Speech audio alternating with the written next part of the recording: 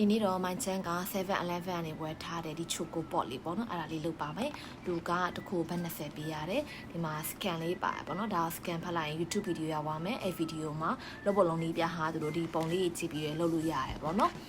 အဲ့တော့ဒီဘူးလေးကိုစပြီးတော့ဖွင့်ပါမယ်သူကဒါလေးကိုအထဲကိုနည်းနည်းတွန်းလိုက်တာနဲ့ပွင့်မှာပေါ့နော်ပွင့်သွားပြီးအထဲမှာပါတဲ့ပစ္စည်းရမှာ my channel dinosaur lollipop ဆိုတော့ dinosaur ပုံစံလေးပါမယ်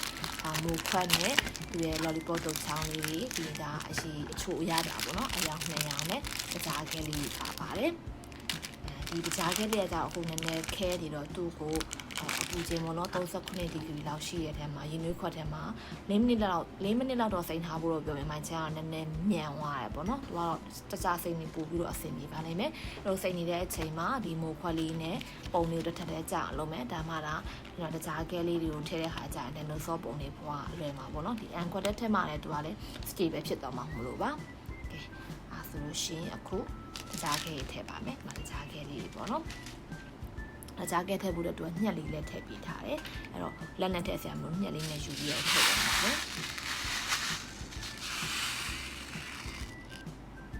အကြကဲလေးကတော့ထည့်ပြသွားပြီအခုတော့ပုံလေးကတော့အဆင်ပြေတယ်တကယ်ထွက်လာရင်တော့ဘယ်လိုဖြစ်မလဲမသိဘူးပေါ့နော်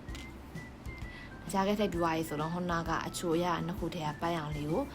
သူကထိတ်ကောင်းလေးကိုလှည့်လိုက်တယ်နဲ့ပွင့်သွားတယ်ပေါ့နော်အပူထဲထည့်ထားတာဆိုတော့နည်းနည်းတော့အရှိပြောသွားတော့ဒီလိုအရှိလေးထွက်လာမှာနည်းနည်းကြကြထားရင်တော့ပို့ပြီးတော့အစိမ့်မြင်မှန်ချမ်းကြတော့နည်းနည်းခဲသွားတယ်ပြောမှာပေါ့နော်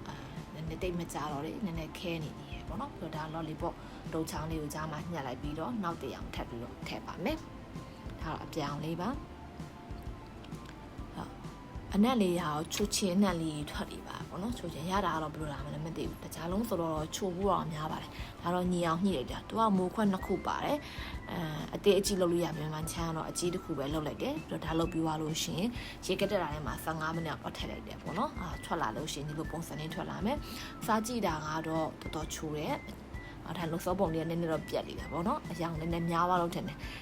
အရန်ချိုတာကြိုက်လို့မကြိုက်ဘူးဆိုလို့ရှိရင်ဒါလေးကအဆင်ပြေမှာမဟုတ်ဘူးပေါ့နော်နောက်ဗီဒီယိုတွေမှာလည်းမချမ်းဒီလိုမျိုးအိမ်မှာလုပ်လို့ရတဲ့ဟာလေးလုပ်ပြပါအောင်နော်ဆက်လက်ကြည့်ရှုအားပေးကြပါအောင်နော်ကျေးဇူးပါ